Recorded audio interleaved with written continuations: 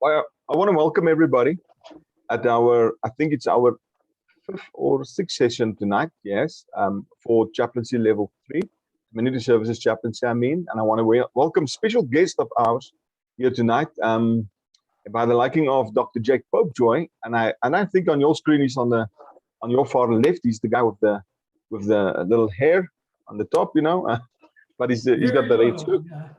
But Dr. Jake Popejoy, he's got a great history in chaplaincy. He was also for decades the chaplain for the FBI. When I met him, he was still doing great work for them. Back in 2012, I've met him, and also he's been the state bishop for Illinois, if I remember correctly, Doc. No, I'm sorry, the Dakotas and Montana. Dakotas and Montana, he was the state bishop for the Church of God there, but also then later on he was called to head office, and he led a team of chaplains doing fantastic work all over the world. He was the international coordinator for the Community Services Chaplains, and he actually started the International Association for Community Services Chaplains. And he thought he's gonna retire, but then he was rehired. He went to Correct, yeah. retire, but not long. God called him back to Illinois. I mean, he's from Illinois, and then God called him back God called him back with him and his wife, Miss Becky, to Robinson, pastoring a church over there now. But he's also still doing chaplaincy services. He's just from a training session in the in Washington State, there with Bishop. I forgot his name, Doc. Come on. He's one of your own, Rollins. Rollins, yes, Doc Rollins or Bishop Rollins. Alec So Rollins, I was doing a chaplaincy training there. But we also have a friend of his and a friend of mine, Pastor Addy, retired colonel from the Air Force, not the Defense Force. Listen carefully now. Not the Defense, he's the Air Force. No, you got it wrong. Not the Army. Not the Army, I mean. Yeah, thank you so much, Pastor. But Colonel Addy, I always call him Padre. That's what his title is in the Air Force. He's been serving for a long time as the controlling chaplain for the Air Force, and he retired, I think, 2 years back, Pastor Addy. Yeah, it was 2 years. 4 years.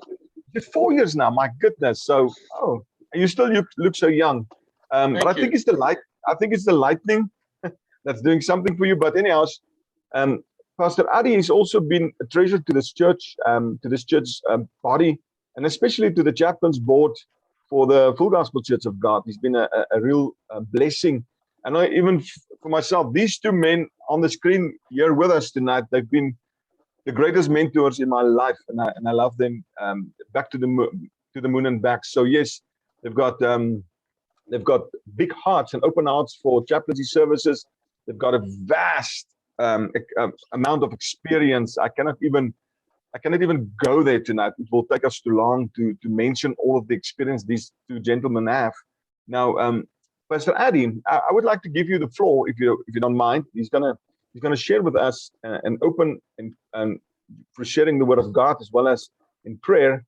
And I want to welcome you two gentlemen with us tonight, and want to thank you for making the time for training Level 3 chaplaincy with me tonight. Thank you so much for being here. Pastor Addy, over to you.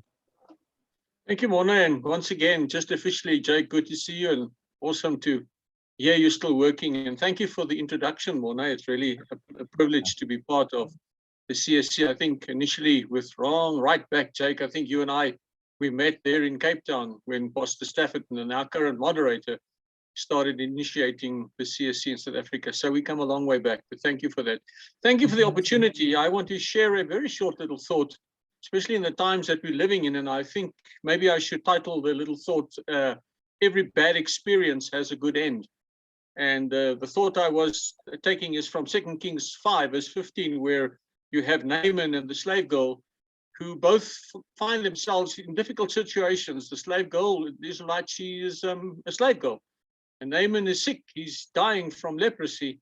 And in both these bad situations, they see the good. They see the opportunity. The girl by saying, I can share with you my God, who can heal you through the prophet Elijah. And Naaman, who says, well, let me go and see. And then a bit of his pride keeps him from initially dunking himself into a dirty river.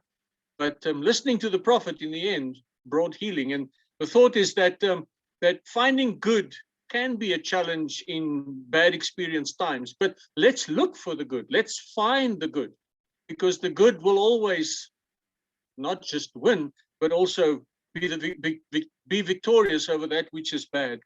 So the girl had good reasons to desire bad things for her captors, but yet she shares her faith with Naaman. And Naaman, being a little bit humiliated in the direction from Elijah, realizes, if I want to live, I need to take good advice. So my very short thought to you this morning is that God uses two bad things, a kidnapping and a deadly disease, to bring and to change the enemy's thoughts and their attitude and the relationship with Israel itself.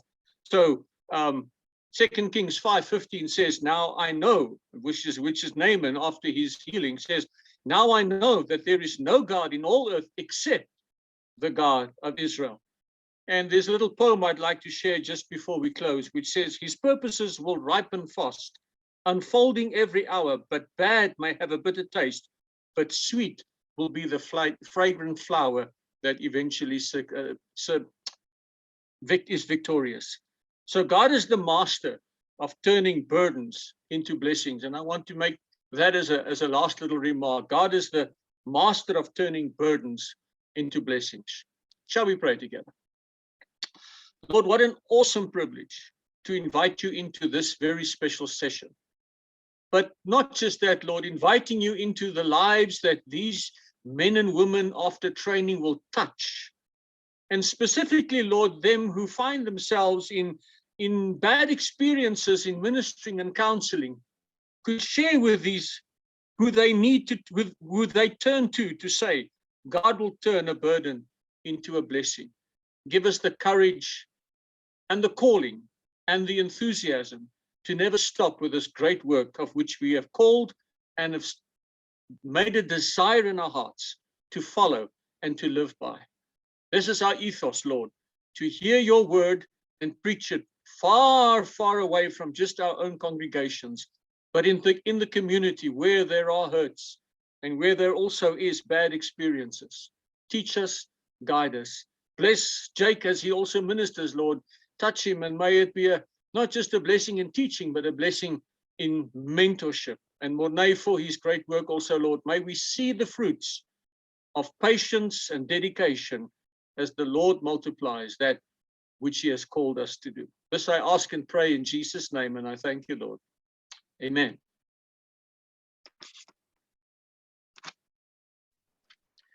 Thank you so much, Pastor Addy.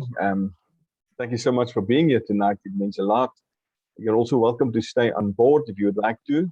But if you should leave during the course of time because of some other pressures, please greet Auntie Dolores for us and send all of our love. And I cannot wait for Dr. Jake and Ms. Becky to come and visit us so that we can meet, at your favorite restaurant. And I know where the one is. It's not Nando's. No. Mug and Bean. So No. For our students online, I just want to remind you that some of you haven't seen the video inserts for this training. Remember now, level 3 is more practical than theoretical, and I've encouraged you to do some homework, go and do some studies on some videos I've shared with the videos I had with ORP, that's the gunsmiths and the firearm safety and so on and so forth, as well as the videos on the EMTs, as well as the rehab center, and so on. So you have to watch those as homework, because there will be a question or two that can sink your ship. And I do not want that. So please do make sure that you watch those. I've seen that some 19 of the level 3 students watch the EMT one, and maybe a 9 the other one. So I cannot see who's watching, but I can see at least the number of people watching. So it gives me a kind of a parameter how many questions I would be asking from that video sequence. The less they want to watch, the more questions will come from there. I'm just joking. But let me give over to Dr. Jake. Thank you for being here, Doc. The floor is yours. Thank you very much. You can hear me all right now. Super, okay, yeah. Good. Yeah, we're going to do 2 sessions this evening for you. It's my early or mid-morning.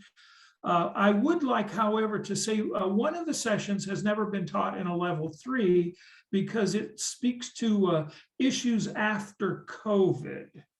And as a result of that, what I would like to do is take that first. If you have any questions along the way, you might jot them down. After this session, we'll take a few minutes and perhaps, Pastor, you could speak to us with regard to what questions might want to be asked. But as you see here, it's the impact of trauma after COVID-19. Now, in fairness, I did teach this about 2 weeks ago at the request of a church. It was a church in Seattle, Washington that was teaching chaplaincy. I've been going there about every year for the past 18 years, with the exception of the COVID year, the 2020. And so the director of the chaplaincy in Seattle had asked if I would prepare, albeit somewhat short, but prepare a class on what impact we can expect, and then how we as chaplains could think about how it's going to affect people that we may be working with if we are a community service chaplain or whatever dynamic of work that we are in. So if we go on to the next slide that Mornay is presenting for us, what I would ask you to do and look at here is excuse me, is the management and means of post-COVID trauma. And then one of the things, because I don't know the people in this class, apart from maybe 1 or 2 over the years that I've had an opportunity to intervene with or interact with, but I would like you to assume our best intent in this class, that just because we've gone through COVID, just because we've had some issues with it, this class isn't in any way attempting to say what you should have done or what we all should have done, but it is assuming that we teach this, and when you folks have the opportunity, of course, in the future to teach something like this class, we want people to understand that we don't have anything other than our best intent, their best interest. So when we talk this evening about stress and trauma, I'd like us to be reminded of events from our own lives that may cause certain discomfort. Some of you may have experienced COVID-19. My wife and I had COVID-19 over the Christmas holidays last year. We went, my wife wasn't feeling well. We went and got a test. She tested positive. And while we were there, they said, "Hey, how about you? You want a test?" I said, "Well, I feel all right, but go ahead." Well, I had it as well, but I've been one of these people that I'm sort of asymptomatic. I've never had any problems as a result of it. But so for 14 days, we quarantined ourselves over the Christmas and New Year holiday. And I would like to tell you what a shame, but in reality, it was sort of a blessing because we just had a great time together.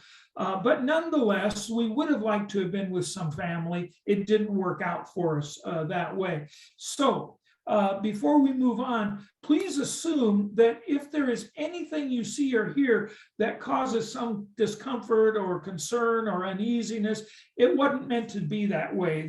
Our only intent is to share information in an open and honest fashion in order to save lives. And that's basically a little disclaimer that if you have the opportunity to talk to other people about it, you could use that same aspect or that same disclaimer.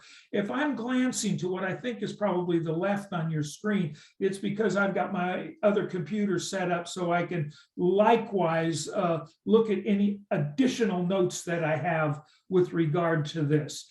So let's proceed to the next slide for us here. And so we want to look at traumatic issues during the recent pandemic, and then the possibility of the struggle with mental health and addictions. Now, I've got all of my information for this class basically from the state of Ohio Mental Health and Addiction Service. They are in cooperation with the state of Ohio and the University of Ohio. And this is, how new is this information? It came out in June 2021. So the thing that I want to share with you with regard to this particular slide is that 40% of US adults have reported struggles with the following things: anxiety, depression, trauma, various stressors, started or increased substance abuse. 13% of the US nation either increased the use of substances that weren't really good for them, or they started it. Maybe the starting was because so many of them were locked down for a number of weeks or months. I must tell you that the area of the US in which I live, absent Chicago, Chicago's in the state of Illinois, and that's where I live, but I live about 4 hours south of Chicago. And we have been blessed in our area where certainly we've had COVID and certainly we've had hospitalizations, but it hasn't been anything like the city of Chicago or some other larger cities in the state of Illinois. But we still have states, 4 in fact, where COVID is just growing. They've had more now than they've ever had. So it's not like it's just it's come to us and then it's gone away. There are still issues taking place. And as a result of that, there are still going to be quarantined people. There are still going to be people who just say, I don't know what to do with myself. I'm depressed. I've got anxiety issues. I've got at the very least, symptoms of depression and anxiety. And then for the United States as a whole, according to Ohio Mental Health and Addictions, 11% of people in the US have at least considered suicide, 11%. So 1 in 10 or a little bit more. And the thing that I think is important to know is that when you dig deeper into this study that they did, this does not include the massive amount of attempted suicides and suicides in the US military after 20 years of desert war. And so to put that in perspective, 11% of the population has considered suicide post-trauma, post-COVID trauma, but in the year 2019, i.e. before COVID hit our country, it was only 0.6% considered suicide. So to a certain degree, you can certainly understand that COVID is a concern for people. Not knowing the circumstances that you have in South Africa, we still have in our the church I'm pastoring, we still have some elderly, of which I'm that number. I don't, when we're not having a requirement to wear a mask, I'm not doing it. I'm just this is just me up front with you. But we still have a number of people, particularly people my age or older in our church, that they don't enter our church without a mask on. And it doesn't have a whole lot to do with protecting other people, but because they may have other illnesses that they're dealing with at their age and they don't want to exacerbate it. But at the very least, I am grateful that many people have returned to church. There are a number of people in the small church that I pastor that have never come back after COVID, and my guess is they may not.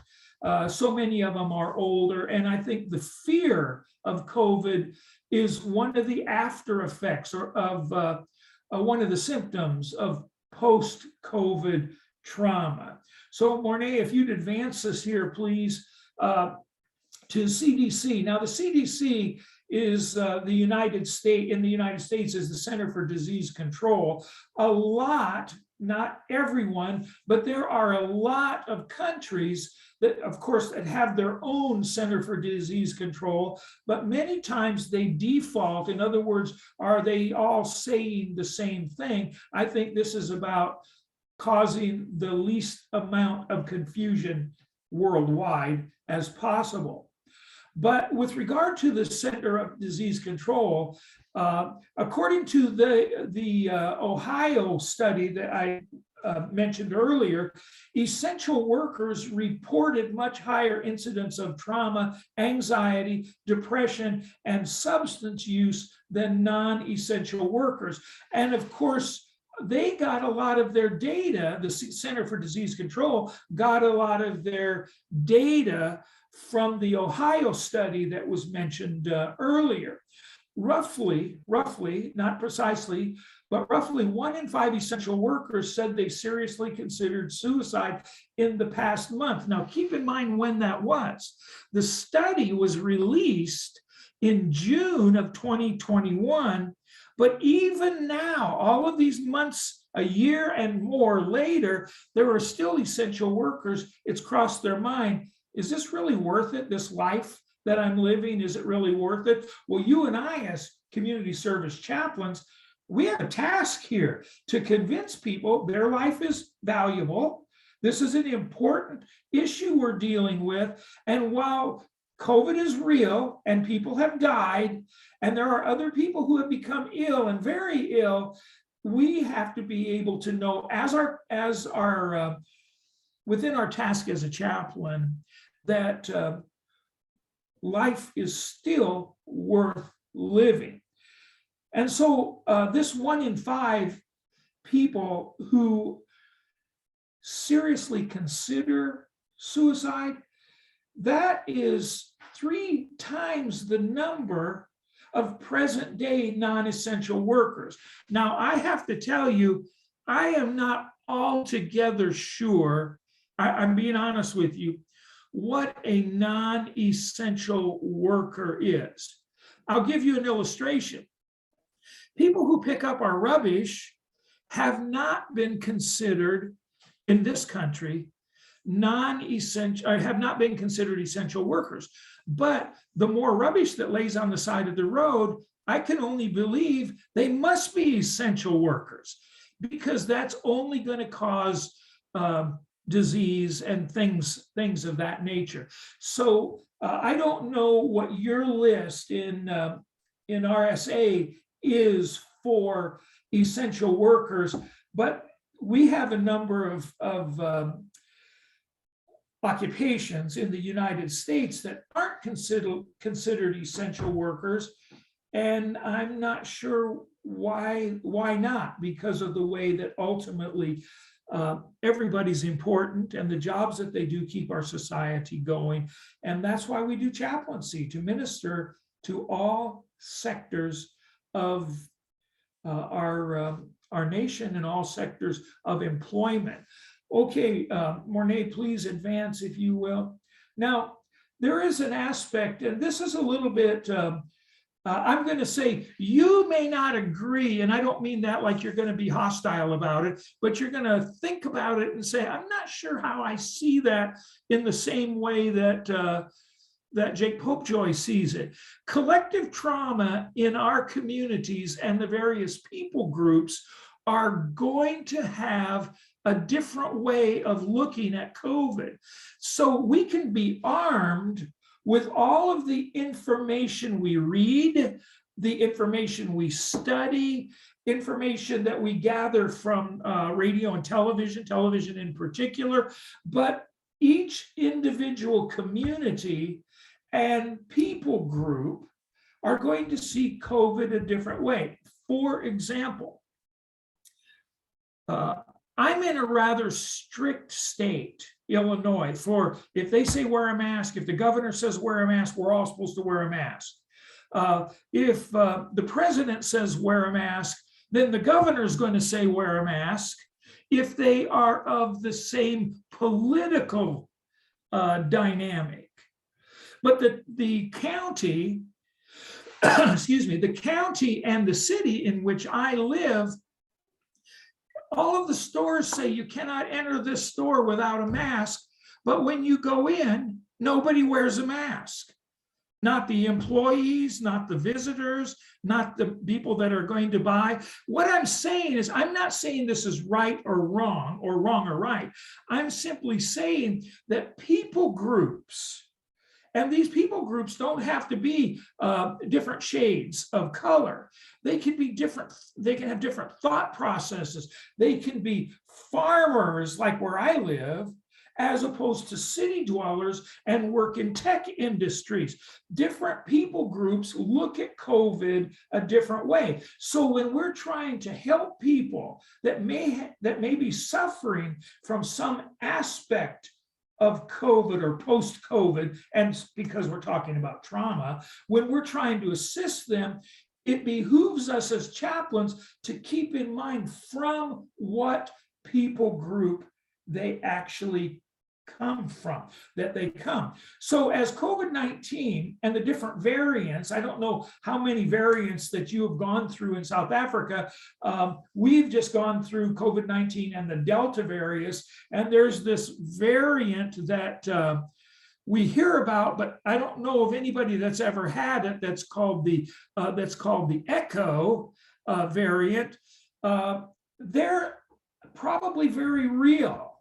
And we've been told in our country that Delta variant is more virile. It can attach itself to a person more readily, but it doesn't last as long. So we have to take into consideration so many different things, especially if we are not, like me, if we're not medically oriented. So we just go on the basis of what we believe to be the best information that we have. And I want to make a little deviation here, because you probably have the same slogan in your country that we have here in the US, and the slogan is this: follow the science, follow the science. Well, I'm a believer in science. But when people become overwhelmed with follow the science, we have a lady in our church who is so supportive of our church. I mean, a tithe payer, a caretaker. She does so many good things that I think, she's just such a wonderful woman, but she is always telling people, now follow the science. The science says you have to have a mask. The science says this and that. And there isn't anybody that opposes her, but she said, I don't care what anybody says. I'm only going to follow the science. I'm arriving at a point here. And I asked her, called her by name, and I said, I appreciate that, but I want to ask you one question. You do know that it is scientists that tell us that we come from monkeys. And she said, oh yeah, I'll have to think on that a little bit more, because that aspect made sense to her. She knows we didn't come from monkeys, that we are created in the image of God. But she is so focused on science that nothing else matters until you put it in her backyard, which is, who are you really? Are you a creation of God, or are you just someone that 6,000 years or 7,000 or 10,000 years ago came from a monkey. That that's why I say, I hope I'm not offending anybody by saying that, but it is important that we are fully aware of as many facts as we can get when we help people, but don't adopt certain cliche phrases that simply mean what other people might want that to believe. Follow the science, and so on. Now, trauma comes to us in many forms. I sometimes am traumatized by things that I feel I cannot control. You will remember in your level 1 and your level 2, the basic definition of stress is pretty much anything that's out of your control. We get stressed if there are certain things somebody wants us to do, but we cannot do it because we don't have the skill, the means, or the ability. Then if they still want us to do it, that stresses us out. If you're a musician and somebody asks you to play a musical instrument in church, you probably agree readily. But if you're not a musician, and you don't know how to play a musical instrument, if somebody tells you, we'd like you to learn really quick how to play the piano so that in 2 or 3 weeks, we can have some music. We all know that not only is that not really feasible, but it becomes stressful because we have to answer to the person or persons that may have called upon us to do a particular task. And that is also something that we address when it comes to preaching the gospel, teaching a Bible study. We have to overcome certain things that we normally wouldn't do.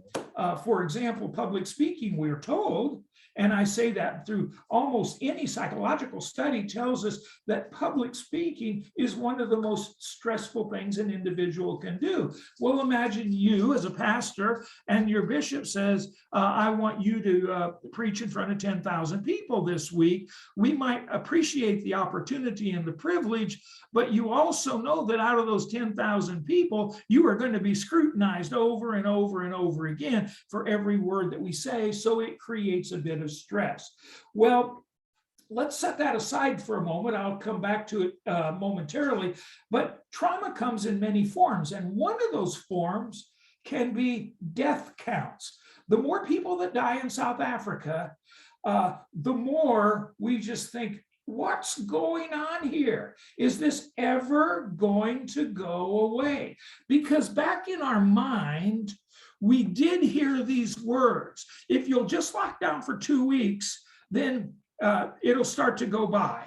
If you just lock down for 3 weeks, then the chances are we won't have to deal with this anymore. Then it became a month, and then it became 2 months, and then it became 3, then 6. And then people were saying on TV in July that this should all be gone by Christmas, but it wasn't.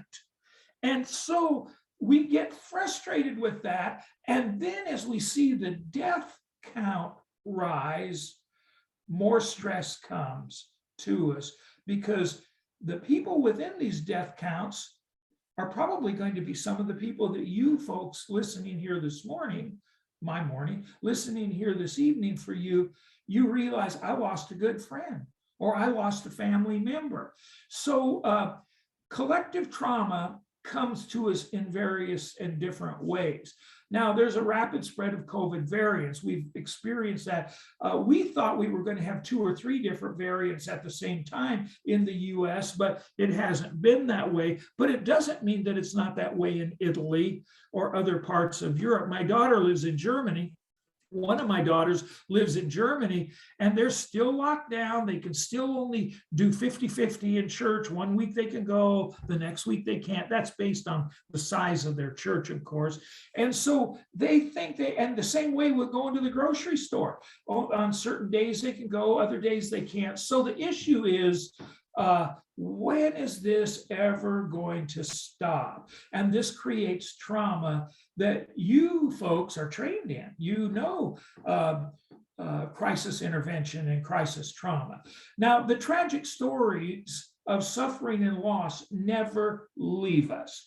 People will talk about I don't know, you'll know what I'm talking about if it doesn't exist in your country, but in our country, we have something referred to as nursing homes. So when the elderly don't have anybody else to look after them, they go, and sometimes voluntarily, and they're sometimes not so happy, they go to a nursing home. The reason that I'm saying you might not have those is because Romania, a country I worked in for a number of years, I couldn't figure out how they sorted that out because they didn't have official nursing homes. Where I came from a nation is that if mom or dad can't walk anymore, they've lost their ability to think well, or they're having an issue with memory, such as dementia, something of that nature, normally there is a transition at one time in their life, at a certain time in their life, to a nursing home.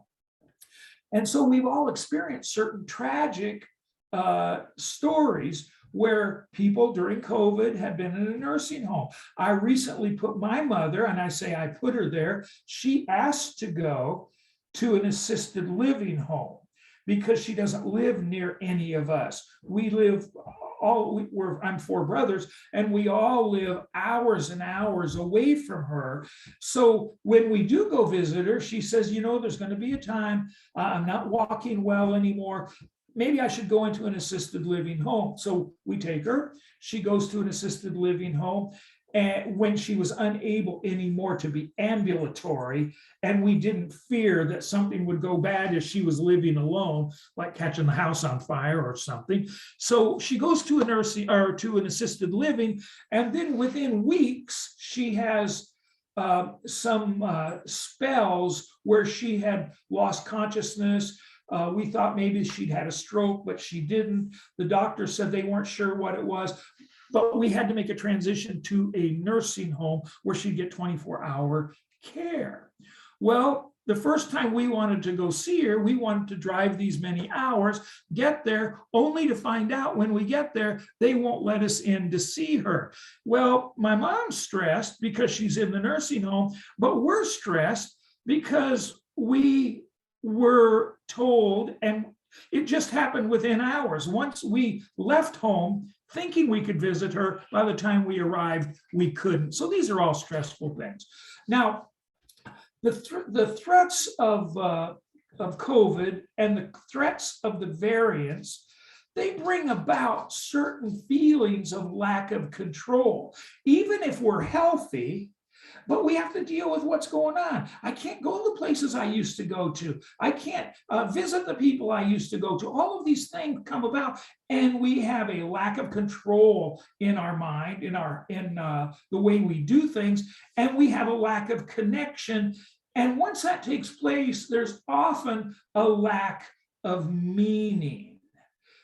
Some people that have been accustomed to going to Mug and Beans every day for lemon meringue pie. I loved it whenever I visited South Africa. It was incumbent upon my host to take me there 2 or 3 times. I absolutely love that place. But when you can't go there anymore, you think, wait a minute, I'm losing my connection. What is the connection? To be honest with you, Mug and Bean is a connection for me with South Africa. And that may sound silly, but it's just one of those warm feelings that this is one of the reasons I love going there. And when we lose our connection, the possibility is we can, of course, lose our sense of meaning. We can have a lack of meaning. So why am I going to South Africa? I can't go to Mug and Beans anymore. No, I'm not quite that focused on it. But what I'm saying is that there would be people, why do I want to go visit mom? They tell me I can't see her. I can't take her out for a hamburger. I can't take her out to the park for a ride. So there's this lack of meaning, and you are going to be ministering to people who have a very, very similar thought process. Turn our page for us there, if you will, Mornay. So you all know, because it's almost a biblical word, this idea of being vicarious. Christ was he was our sacrifice. Vicariously, he died for us. He substituted himself so we wouldn't have to die. But there is this thing that we will look at called substitutionary trauma and compassion fatigue. By the way, that exists more than just in the realms of instructing chaplains. Nurses deal with this, doctors deal with this. These people who are, as we've called essential workers, particularly in the medical field, whenever people work with patrons and their families that have histories of trauma, we have to realize it's not an easy work. Why? Because we have been there before. If you're, some of you are police chaplains and you've been to some really, really terrible response scenes, and you've seen death and you've seen maiming, and you've just seen and heard things that don't make life for you easy that day. And if you see this over and over and over again, you get this issue of traumatic substitutionary trauma. You take it so close to yourself. You think about it until you just think, oh man, I hope it doesn't ever happen again. And what that does is that sort of hones the edge off of our ability to work, counsel, and minister effectively.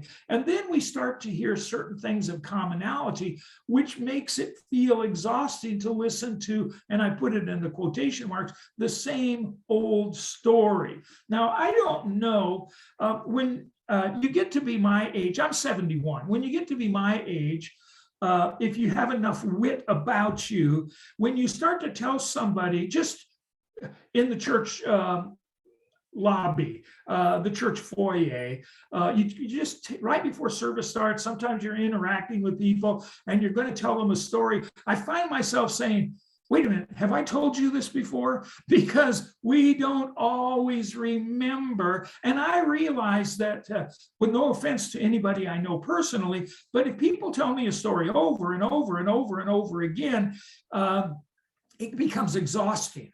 And I think, okay, they told me this story before, but being the Christian that I am, I don't want to tell them, would you please not tell me that story again? So we listen to it, but it's a little bit exhausting. Well, in COVID, you're going to get that same thing. In fact, one of the things that we teach you, which I know you know already, otherwise you wouldn't be at level 3, is that when we respond to a disaster, people are going to tell us their story over and over again. And we've learned historically that it is actually one of those things that's cathartic, that people will tell you the story, not because they forgot it, not because they forgot to tell you, or that they did tell you, but because it's cathartic. And sometimes it takes 7, 8, 9, 10 times before they actually feel better and they digest it, that this happened to me. Now I've got to move on a little bit. Well, COVID's going to be the same thing. Mornay, I know you know our good friend Dean Yancey, and Dean Yancey was a prison chaplain, and he was at many of our trainings in the States, but during the COVID, he died. He started to have bad breathing. He went and got a test. He had COVID. They took him to the hospital. And before 30 days had elapsed, most of which he was on a ventilator, and he died. Mornay, I hope I'm not telling you something you're just learning about. I should have brought that to your attention earlier.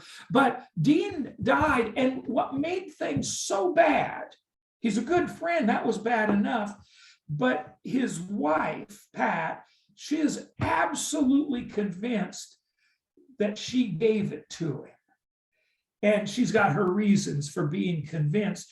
And you know, the reality is she may have. So can you imagine working with her, you being a chaplain, working with somebody who believes I gave that person COVID?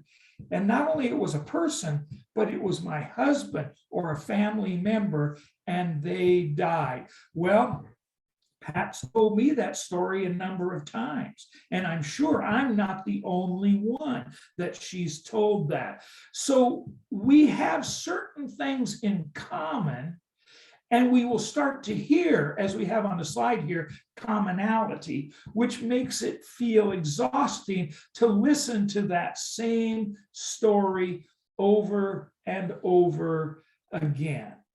Okay, if you'll take us one more go here. Now, there is something that we refer to, and we have actually touched on it in earlier training, and it's referred to as secondary exposure to trauma.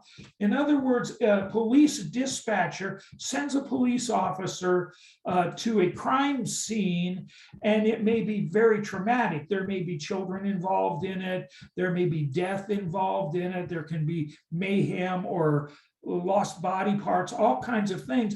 And when the police officers get there, they see things, hear things, sometimes smell things that they've never, ever seen, heard, or smelled before, and they become traumatized. But because they're well trained, they continue to do their job. But we don't always think about the person that sent them there. I hope you, after your training, think about them. But before that, we just think, well, John Doe or Jane Doe sent the officers to this traumatic scene. That's her job or his job. But they can feel they're going through this struggle because of me. So it is important that we realize that we as chaplains can suffer secondary exposure to trauma. And the way that that can happen to us is by what we see people deal with. Not just see, but what we hear them after those stories that we may feel we get tired of. And we may not be directly involved in a traumatic event, but can still be traumatized by what we see and hear while working, living, and recreating, meaning having recreation with other people. We can receive trauma. Mornay, if I could use a personal life story, I always like to do that in teaching chaplaincy anyhow, but in 1996, there was an airplane leaving New York Airport bound for Paris, France, and it blew up in the sky at 13,000 feet, and it came down just off the coast of New York, off of what we call Long Island. And everybody died. There were 232 people, crew and passengers, they all died. Well, I was working with the FBI at that time, and I was sent to go do crisis management with the Bureau. And I got there and I had a team working with me that was 10 other chaplains. And we went there, and this crime scene, I call it a crime scene because if the FBI is involved, they don't know it's actually, did the plane have an explosion in its motor? Did the plane have an electrical problem? But they're wanting to look and seek if it had something to do with terrorism or something of that nature.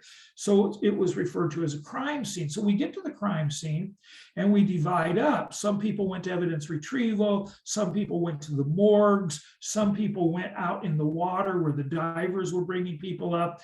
And one day on my shift, we would rotate where we worked, and we were there 10, 12 days. And on one of the days, I was participating in what we called the beach morgue. In other words, it was a morgue where they brought people directly out of the water, and they did some preliminary investigation before they took them to a real morgue in a medical examiner's office. And while we were in the temporary morgue, this woman, an FBI agent, she came up to me, and she knew who I was, but she grabbed my arm, and it wasn't painful, but I realized this isn't normal. She's squeezing my arm. And I looked at her and I said, "Everything okay?"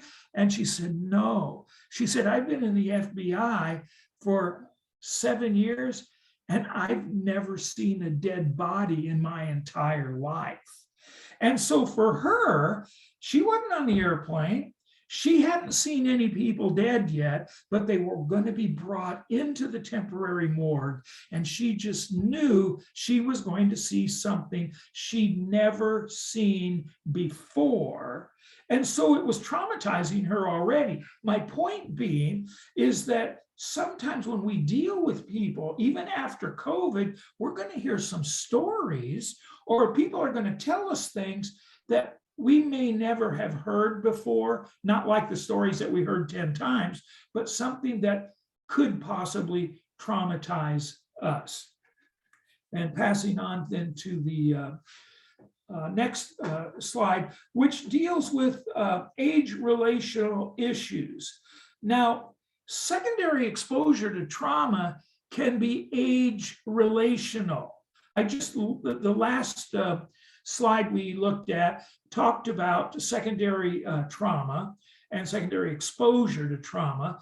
But now in this other one that we're looking at, it is important for you and me as chaplains to understand secondary exposure to trauma can be age relational. For example, if somebody my age, 71 years old, dies or is hospitalized because of COVID, it makes me think twice. You see, I hope you see what I'm saying, that, okay, you know, when I was 36 years old or 40 years old, you know, fit as a fiddle, I could, you know, I had the whole world in front of me. I just knew there are certain things that I could do. I preached a sermon Sunday gone by on limitations and possibilities. Well, the younger you are, you've got all kinds of possibilities, but fewer limitations. I'm 71 years old, and there are a lot of possibilities, but being the president of the United States isn't one of them. And other things like that. The older you get, you still have a lot of possibilities. I mean, they're untold possibilities. We haven't even thought about the things we can do for God, the things we can do for the church, the things we can do in chaplaincy. But the things we thought about when we were 30, 40 years old, where we still had tons of life ahead of us, they not only had possibilities, but we didn't feel limited. I could still do these things. C.S. Lewis, many of you have read after him, he said there will come a time in every man's life, meaning women as well, where you realize I am no longer going to be able to paint that picture I wanted to paint or read all the books I wanted to read. And he's talking about limitations. I didn't get my message from him, but it was something that always stuck with me, that there are just times in our life where we have to realize we are fallible, we are mortal, and we're not going to live forever. So someone my age dies or is hospitalized makes me think twice. Somebody the age of our parents or even children who are subjected to COVID, I've got more concern for them, and so do they. So my mom, who's 87, 88 years old, in a hospital type environment, a nursing home type environment, I want to be, and the nursing home wants to be very careful she doesn't get exposed to anything that would encumber her health. And so when I leave home and 5 or 6 hours later, I arrive at her nursing home, it was between those times that I found out, or I was hoping to find out, that I couldn't see her. And I didn't get mad because I knew what they were doing. They were wanting to be sure that somebody her age didn't get affected by this virus. So kids will worry about their parents, and grandkids won't worry as much. I don't mean that disrespectfully to our grandkids, unless our grandkids are much older, but life hasn't grabbed a hold of them that they understand the negative dynamics of life. Everything is a possibility for them. And we can't understand why grandma and grandpa don't like to go to church at night anymore. Well, it's because they can't see in the dark. That's the reason they do. But it's hard for younger people to understand that. So these issues, as I've mentioned here, the last thing on this page, they can work on our mind and often alter our behavior. And so the altering of our behavior can be, maybe I should wear a mask. I'm not really into that because I don't have to do it to go into that store. But when we see it may have an adverse effect on somebody that lives with me or somebody that I visit, and you may just throw it out the window, and I'm happy if that's what you want to do. I'm just saying that age relational issues are part of post COVID trauma. We'll turn our page for us there, Mornay, if you will. So this is COVID-19 that we've been dealing with for probably the best part of 2 years now. There are three things I want us to look at: resiliency, risk, and equity. And there's one aspect of this that I don't really like, but I'm going to say it anyhow because we're chaplains and we don't always minister to people we like or to people who do the things that we like. But my job is to love people and minister to people and get them, if I can, as close to Jesus Christ as possible. So my own personal background and history, what that means in short, I got it in brackets, it's my inherited belief systems. Everything about your background and history gives you a belief, no matter how superficial it is, you have a belief system that's based on your background and your history, and your belief system is not based on the present or the future, but it's what you came out of. Simple things, for example, how do people, we're going into the Christmas season, how do people celebrate Christmas? Well, some people, they say we give gifts to our kids on Christmas Eve, and then we go visit mom and dad on Christmas, grandma and grandpa on Christmas morning. And that's an inherited belief system that sometimes carries over even to our own children. It's what they learn. Well, how we handle illness and affliction and infection can also be inherited with regard to belief systems. My dad, before he died, years ago he died, but every winter he stocked up on this nasal inhaler. It would just be something that you'd poke in your nose, take a deep breath. It had a menthol flavor. I think you know what I'm talking about when I say Vicks, Vicks Vapo Rub. It is just it tends to clear our sinuses. Well, my dad inherited that from his dad and mom. They were believers in Vicks. A kid's got a cough. There were 13 of them in my dad's family. The kids get a cough. They all got rubbed down with some sort of a Vicks or menthol flavored rub on their chest. Well, as my dad got older, he realized, you know what? I can do this a different way. I'm just going to poke this thing in my nose, whether it worked or not. My dad finally go to a doctor and said, you know, doing this all the time, you're going to get addicted to that. My dad goes, that can't be possible. One day, my dad told me, I'd come home from the Army, and he said, I want to tell you something. I'm afraid to tell anybody else. I said, what is it? He said, I've got an addiction. I said, what is it, Dad? Because I'm thinking alcohol, tobacco, drugs, or whatever. He was saying, no. He said, I can't stop inhaling this nose inhaler, and now I'm doing it in the summertime when I have absolutely no reason to do it. I'm not wanting to lose my place here. I'm just wanting you to say we are a people who inherit our belief system. Now, some of us grow up and we say, man, I'm glad I'm out of that house. I don't want to be a part of that belief system anymore.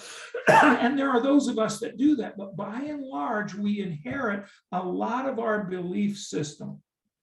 My wife gets upset with me because while this isn't a belief system that I got living at home, but after I became a Christian, I got to thinking about things I did. And so my wife loves ham. Bring her a ham. That's the best Christmas present you could give her. I mean, she loves ham. Well, I asked her, I said, Becky, please don't cook ham for Christmas, but I love it. So are we going to have turkey? We just had turkey last month because we're going into our Thanksgiving season here in the U.S. and we call it Turkey Day. So everybody has turkey for Thanksgiving. And I said, well, do what you'd like, but don't have do what you like, except don't have ham. So finally she said, why is it that you don't like ham for Christmas?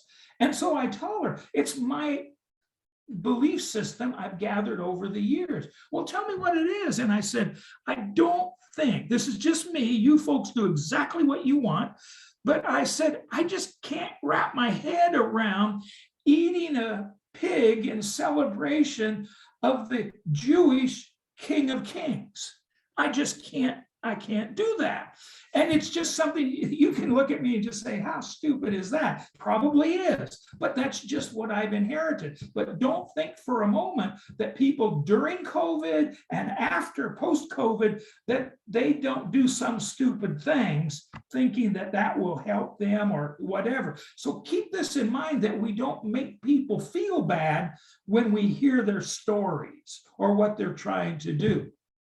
And so continuing along with regard to resilience, risk, and equity, physical and emotional health are both affected during COVID, especially if an individual has had COVID.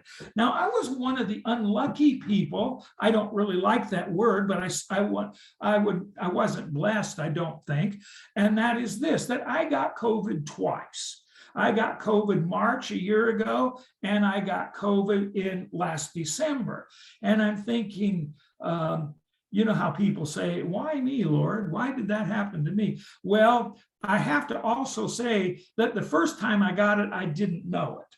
And so the only reason I knew it is because I was flying from Ecuador to the United States, and I had to get a blood test to ensure I didn't have COVID, and I didn't pass the test. And I said, does that mean I can't go? Because I don't remember having COVID. Oh, no, that don't mean you can't go. It just means 3, 4, 5 months ago, you had COVID.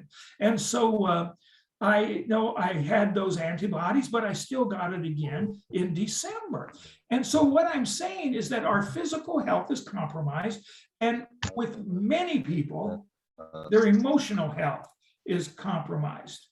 Mornay, you tell me if there's ever a time I need to stop. I'd get carried away. I'm sorry.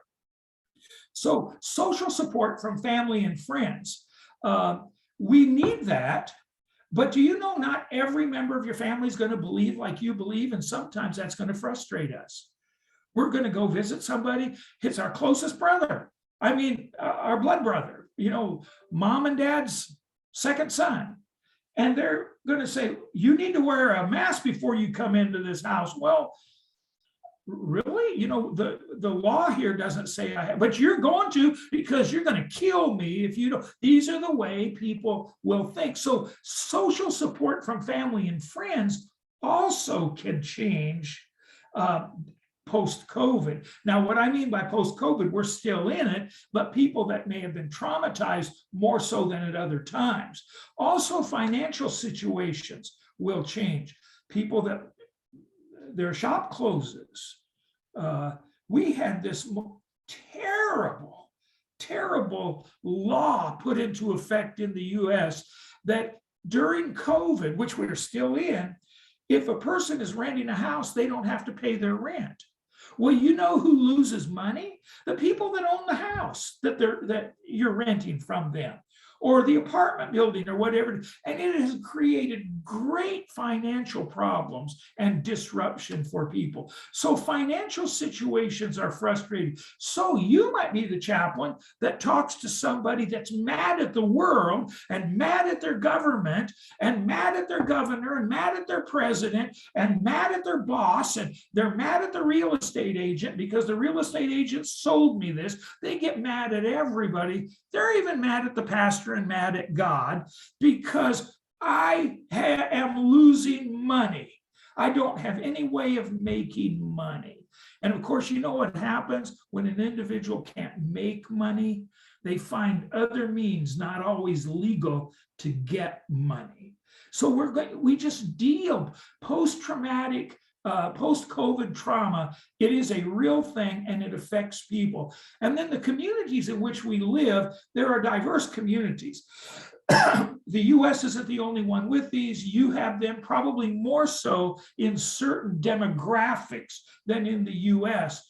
But if we live in a poor area, I live in a rural area. If you live in Chicago, it is utterly crime-ridden.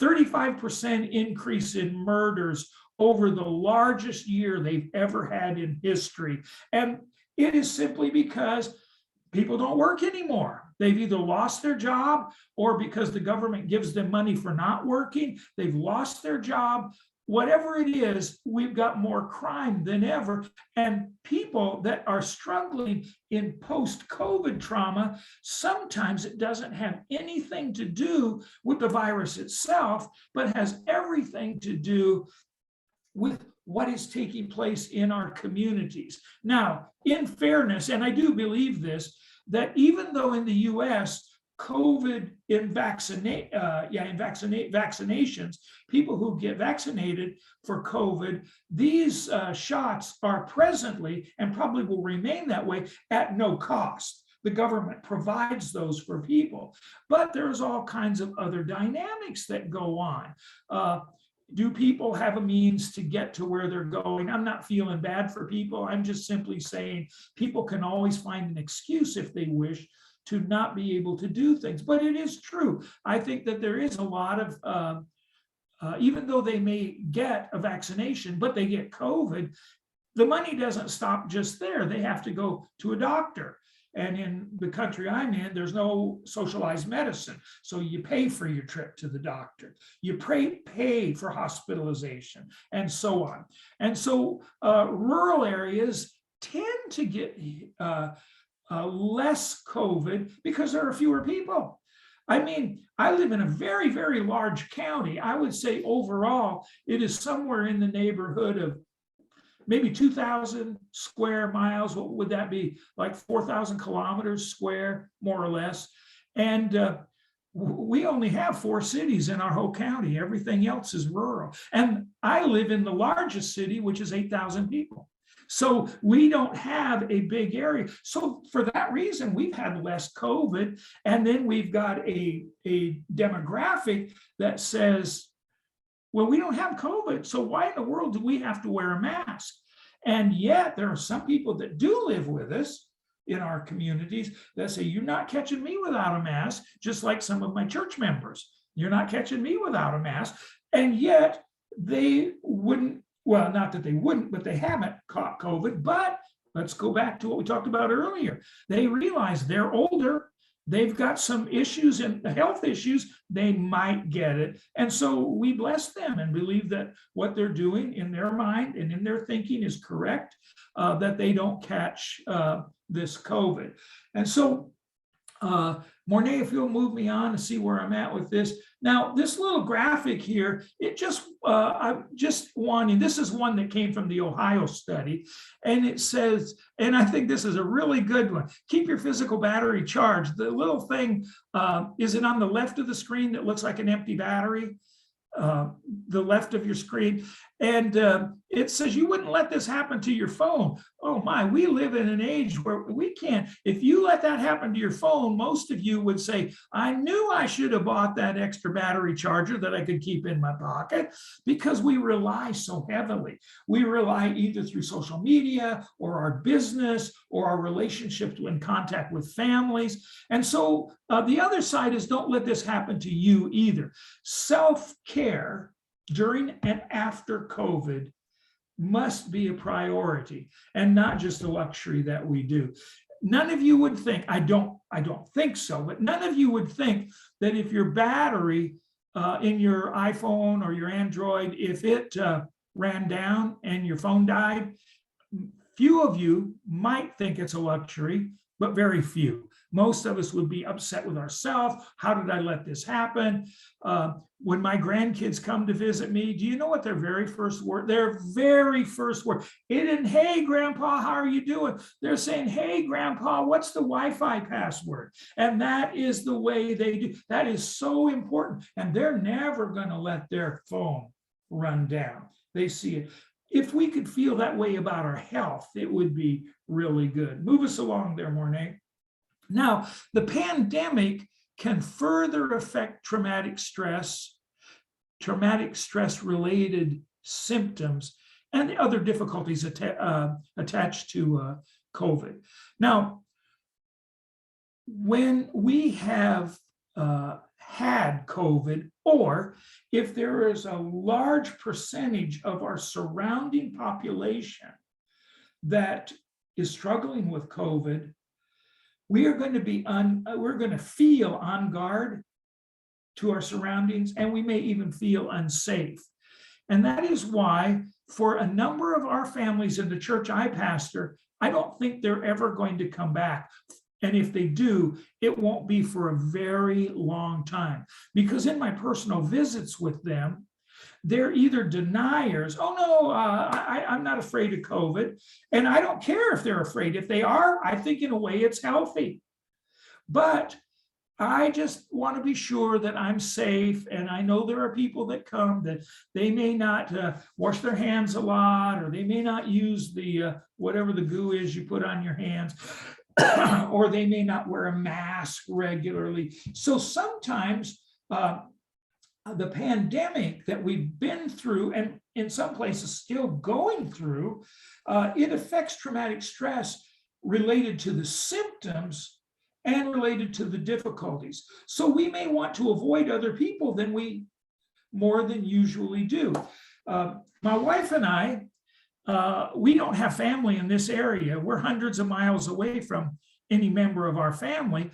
And so some members of our church have invited us to come to their house for Thanksgiving.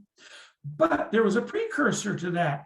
My mom's going to come. They would say this: my mom's going to come to our Thanksgiving dinner, and she's scared to death of COVID. So even though none of us wear a mask, would you please wear a mask? Now, my first instinct, because I'm not a very compassionate person, I have to tell you, I mean, with regard to illness, and I should be, but I would think, oh, come on. For this one woman, there's going to be 20 people there. We have to wear 19 have to wear a mask for one person. But you know what? That was that. If I wanted to be a part of that fellowship, and I didn't do it to be, I could eat my turkey at home. But what I wanted to do was be with those people, and they asked me, would you mind to wear the mask? And because they're my friend, my colleague, I'm going, and I'm not in my own home, I said yes. Well, you know what happened last Thanksgiving, going to the same house, by the way. Last Thanksgiving, we all walked in, we had our mask on, and the woman in question, she looked at us like we were the village idiot, and she said, why are you all wearing masks? Well, we thought maybe you would feel uncomfortable. No, I took my mask off before I walked in the house. So people have different ways of doing things, but I'm so glad I said, yeah, I'll do it, rather than say, if I have to wear a mask, I'm not coming, you know, that. And that's why I think some people aren't probably going to come back to some churches. We wore a mask by mandate of our governor for some weeks, and then the mandate was lifted. And there was one family that as soon as the mandate came, they left, and they've never come back. And when I go to visit them, they let me in their house. They don't even wear a mask when I'm there in the house. They feed me cherry pie or whatever they have. And I asked them, I said, would you be open to coming back? You know, I don't think so, because they're probably going to do this mask mandate again. You know, we'll just watch it online. And for you pastors that are frustrated with that, I will tell you I am too, because we probably have 2/3 of our congregation watch us online and 1/3 that doesn't. And I'm not sure how many of the 2/3 we're going to get back. I'm glad they watch, and I'm glad they receive the word of the Lord. And believe it or not, many of them send their offerings or their tithing in. Not all, but many of them do. So what I want us to look at is, you may want to avoid other people more than you usually did. Now, you realize in this sentence, I'm not talking specifically about you as a chaplain. I'm talking about you as a chaplain thinking about the people that you do ministry with, that they may want to avoid people more than usual, or find that they're worried about getting the virus, even if they've had it before. And another thing is that next bullet point, places that felt safe before the pandemic may now cause us to feel anxious. You've asked the same questions that I have. You know, the movie theaters, I don't go to movies. Some of you may, and that's fine. I have taken my wife on occasion to something. She just said, I really want to see it on the big screen. And so I accommodate. But when we go to those, or had gone to one, they had these places marked off. you had to sit in alternate rows, and you had to sit, unless you were family, with 5, 6 seats between you. So they only allowed so many people in the theater. But I found when I flew back to the States from Ecuador, they filled every seat on that airplane, and you're sitting shoulder to shoulder and breathing on everybody. And I didn't get it. That's what I'm just saying. I didn't get what that was all about, but nonetheless, that's what that was all about. So I felt less safe in an airplane than I did in a movie theater if it were packed. I felt less safe in the airplane, certainly, than I would if a church were packed. So we'll have to address certain people who may have similar feelings of anxiety. And then you may also find that you have a stronger urge to avoid being in open public places. People that, now, and I'm only making a statement, there are some people that go out and they decide that they're going to have lunch out every day. Maybe they're both working people, and they go and they say, hey, wife, or hey, husband, let's meet at such and such a cafe for lunch. And that's sort of a daily thing they do. Now they say, let's take our lunch to work with us, so we're not exposed to so many people. There's just a lot of different dynamics that go on, and you may feel more keyed up than usual, even about things other than COVID-19. I've only been pastoring this church here for about 15, 16 months. And I was keyed up every Sunday, not because of the preaching, not because of the worship, but I'm thinking at this time, how many people are going to come, and are the same people going to come? I got to do, when I was a brand new pastor, Mornay, years and years ago, I mean, I've been preaching for 52 years and pastoring for 51. Or I've been in the pastorate for that long. And I remember years ago, way back in the early 70s, when I pastored my first church, I would wait outside, waiting for people to drive up, thinking, how many people are coming? And then I would go overtime. Church starts at 10, and I'd wait till 10:15. I wanted to get that last person in. I was a bit keyed up and anxious. The same thing happened to me years later, pastoring another church. But once you learn people, it changes a little bit. So when I learned, we got some people that are never going to come back to church. Doesn't matter how many texts you send them, how many telephone calls or emails that you send, they aren't going to do that. And for you and I as pastors, that can keep us a little bit keyed up. But the same thing happens with other people. People can be more keyed up than usual, even about things other than COVID, because we are a people of learned behavior. If we learn to think a certain way, sometimes that carries over into another dynamic of our life. And then the next page talks about more trauma triggers. You may find that you're experiencing more triggers than usual, or reminders of a particular trauma. And I'm reiterating, when I say you, I hope you as a chaplain aren't just saying, is he talking about me? No, I'm sort of talking for you, that as you minister to people you work with, they may seek your counsel. And so you may want to share with them that they, and you'll use the word you, or whatever Afrikaans is for that you are experiencing more triggers or reminders of their particular trauma. Mornay knows the only Afrikaans I know is biltong, and that's it. I don't know anything else. But hearing others talk about the pandemic as if we are fighting a war or a battle with COVID or an invisible enemy may bring up uncomfortable feelings and memories. And that's true. After 9/11 in the year 2001, when these airplanes brought down the trade centers and ran into the Pentagon in the US, there were these invisible combatants. We didn't even know. And even my wife said one day, we were in Bismarck, North Dakota. That's a rather rural place. And when we were driving down the road, and all of a sudden, a really low flying plane came over us, more so than normal. I mean, really, really low.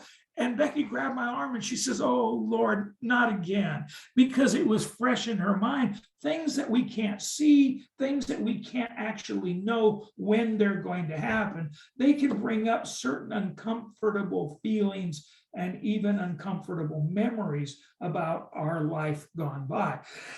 Excuse me. Now, for people whose trauma involved difficulty breathing,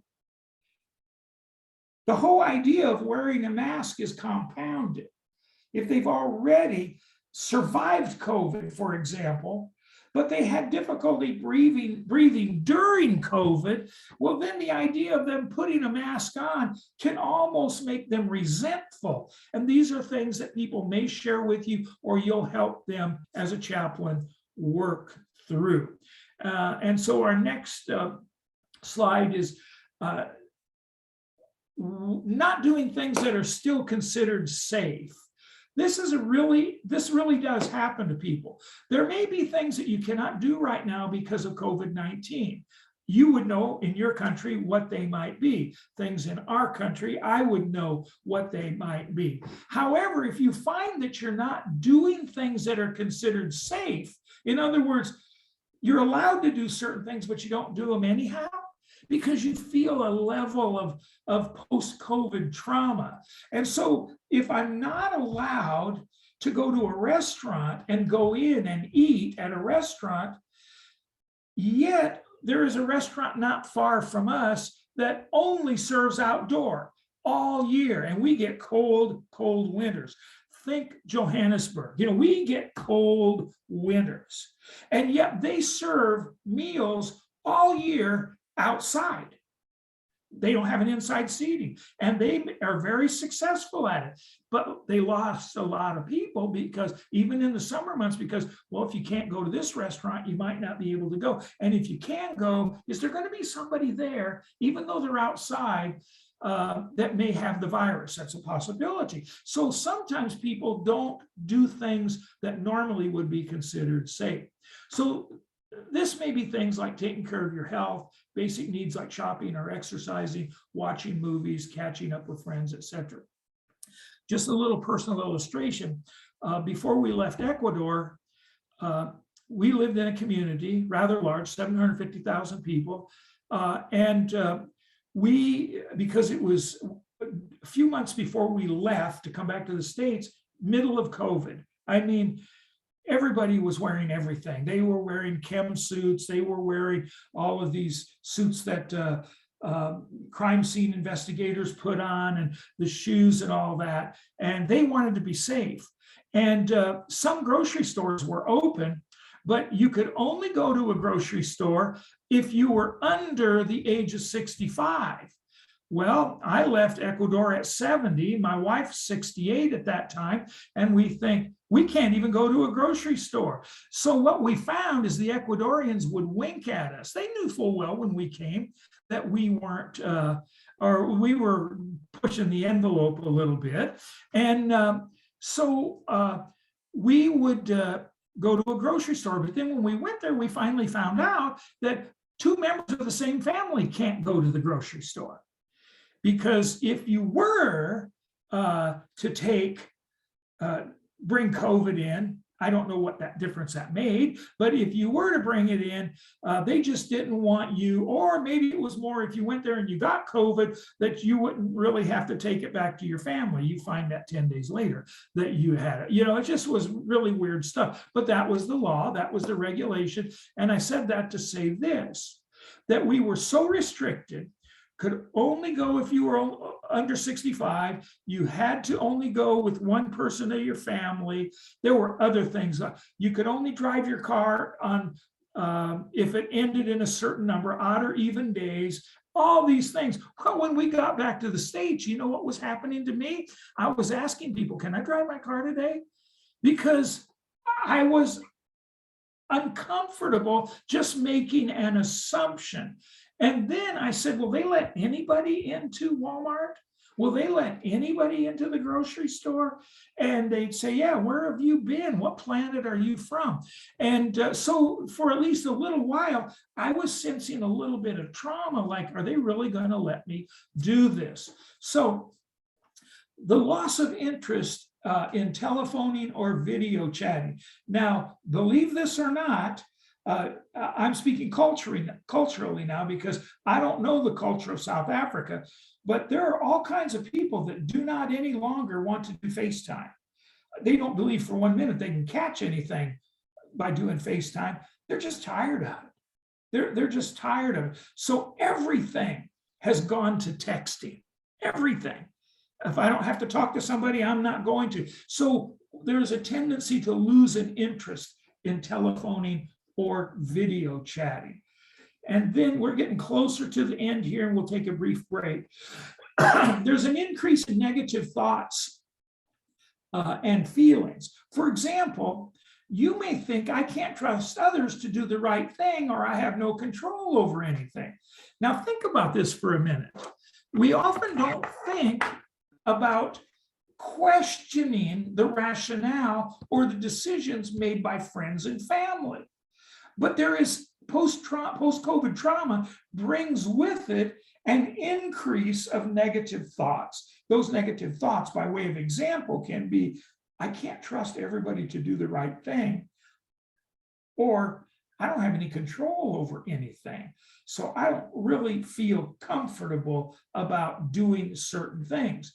Or you may find that you feel guilt or shame because the virus is changing your ability to do important things for yourself. This will normally be with elderly, people that normally would attempt to do things for themselves, but they don't feel they can do it anymore because they struggled with breathing. They don't breathe as well as they used to do, and other such things. And then there's the tendency that we can feel angry or irritable, especially if we can't do activities that we normally did to help blow off steam. Now, I've never been a person that went to whatever you call these places where they do exercises, lift weights, rowing machines, all of that. I've never been one to do that. It probably had more to do with the fact that I didn't want to pay the monthly fee than it actually did to do those things. But what I found, at least in the US, is they were some of the very last things, and still many are closed, but they're the very last things. They're considered absolutely non-essential. In other words, your health and your well-being really isn't as essential as buying all the groceries you can buy and getting obese. Your health and well-being isn't that, and that aggravates people. And you will run across people that don't get it. They don't understand it. So you might feel angry or more irritable, especially if you can't do activities that you wanted to do. And remember, the you I'm talking about are the people that you're helping and ministering to. And you may also have a short fuse with loved ones because you are together more than usual. And this takes people out of their regular routine. Many people get along very well with their spouse or their children or their parents because they don't see them very often.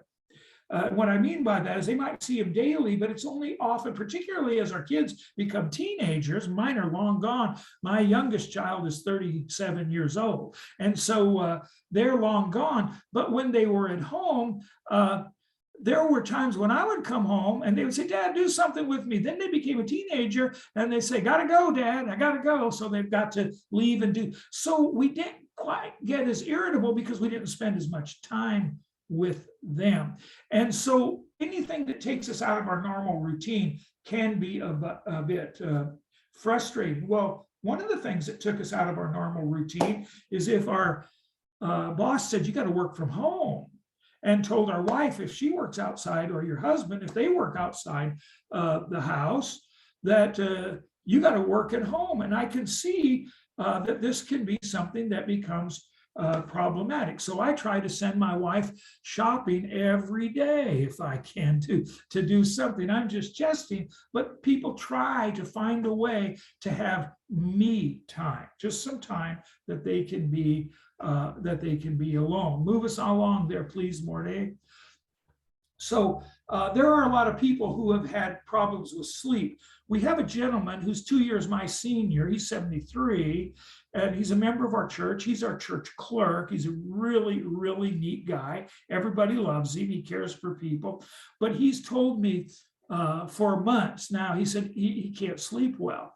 And I said, well, have you tried to take a nap during the middle of the day? He said, I'm dead tired during the day, but I have tried to take a nap and then I'm awake all night long. And so his view is, if I can get any sleep at all at night, I will do that. Well, one of the issues is that both he and his wife got COVID, and they had difficulty breathing. They had difficulty, they had aches and pains. They had all kinds of things that really were torturous to their body. And so now that they're well, the thing that's given them problems more than anything is no sleep. Even after that, they're being a bit traumatized because they have less and less ability to sleep. And so somebody might find it more difficult to concentrate and do the things that helped us focus before the pandemic, even if those things were things like sleep or eating or something of that nature. I think you've heard stories. I can tell you my own. My wife and I both gained over 20 pounds when we were locked down in Ecuador. And what's the reason behind that? Well, it's because even though in those times we just go everywhere. Before COVID, we would be out with people. We'd do X, Y, and Z. I had gone into retirement. Since then, I've come back out of retirement. But when I was in retirement and lived a few years in Ecuador, we had everywhere in the world to go to. You go and see the monkeys and go and see all the buy fresh fruit, exotic fruit, and just walk the town, the ancient Spanish towns.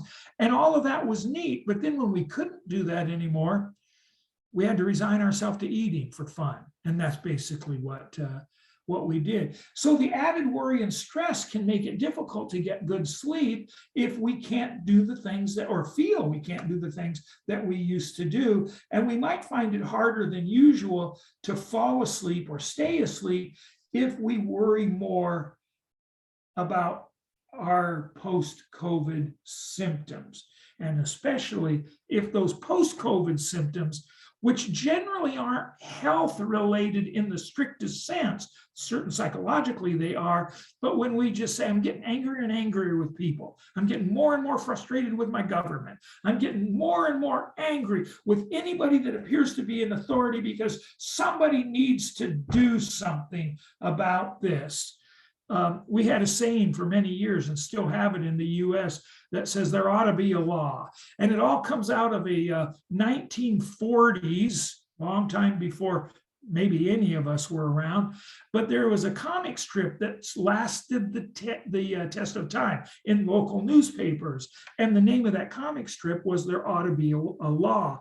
And this person that wrote this comic strip, he just did these comics of such absurd things. I mean, silly things that you think nobody's really ever going to do that. And then, of course, the punchline was, well, they shouldn't be able to do that. There ought to be a law. And so I've heard that phrase so many times since COVID. There ought to be a law. We can't do this anymore. They shouldn't be able to impose this restriction upon us. And then the final slide tells us just simply, do activities, let's get better, do activities that feel meaningful to us. Do activities that feel meaningful. Focus on things you can control. I think pastors have a great opportunity, and I think they've taken that opportunity to be innovative, to do things that maybe they've never done before that increases the opportunity and outreach of the local church. Maybe some opportunities to focus in a direction where different sermon thoughts come. But you and I, as chaplains, aren't going to be speaking exclusively to people in ministry. So we want to try to encourage people to focus on things that they can control. And then the last few comments here is, if we can teach people to be kind to themselves, and if we can understand and help others understand that whether or not we've ever been ill, the pandemic affects everyone. It has had a global influence upon people. And don't be ashamed to reach out for help, even if it's just finding a good colleague. when over the years, when I've had opportunity to do post-traumatic stress counseling, when I've had that opportunity, what I have done is people they dare to speak with me. Here's a problem that I have. I've suffered for years now. I trust you, Chaplain. Please don't tell anybody this, but I have sexual dysfunction. That may be one illustration. And please don't tell anybody that. Right now, I already regret saying it out loud. And we assure them it's not going any farther. This is it. This is the end of it. But it was important that that person didn't feel too shamed to reach out for help, to say the word. So we try to teach people after they've been through a trauma to reach out for somebody that may be able to think in a similar way that they can think, that maybe has had a similar experience. And that's why we do groups, peer groups, where somebody's lost a loved one. So we try to link them up with somebody else that's lost a loved one. And then you know what? They say, I couldn't sleep for weeks afterward either, or I was mad at the whole world. I was with a lady one day, a member of the church I was pastoring in Knoxville, Tennessee. Wonderful lady, loved everybody. Everybody loved her. She's still at that same church. But one day, her mom was in the hospital in Knoxville. I went with her to visit her mom. And during the time we were there, sadly, her mother died. This happens. Mom was elderly and she was dealing with a terrible sickness. And so the lady in question, she's crying, obviously, she's emoting. And finally she said, okay, Pastor, I think we can go now so these people can do what they need to do with Mom, get her moved and sent to a funeral home. And so I walked with her. We were on the 6th or 7th floor of a hospital. We got in the elevator, and as we're going down, the doors open, and 2 young nurses came in. Well, apparently they had been telling each other a joke. And before we got to the ground floor, they were laughing and cackling, and they gave the punchline, and they just thought that was the funniest thing in the world. And my friend, the lady I was with, she said to these people out loud, she just screamed, will you stop it? Don't you know my mother just died? Well, as a matter of fact, they didn't know. And so people get these issues that go on, things they can't control. Okay, so we'll stop right now for a few minutes anyhow, and take a very brief break. Mornay, how much time would you want us to take? I think 5 minutes, if you don't mind. No, 5 minutes is fine. I just want to make it as comfortable as possible for everyone else, and then we'll change to another session then. Thank you. Well, right. Take your 5 minutes. Let's be back on the clock, 10 to 9, please. Thank you very much. Okay. Welcome to Real Level 3.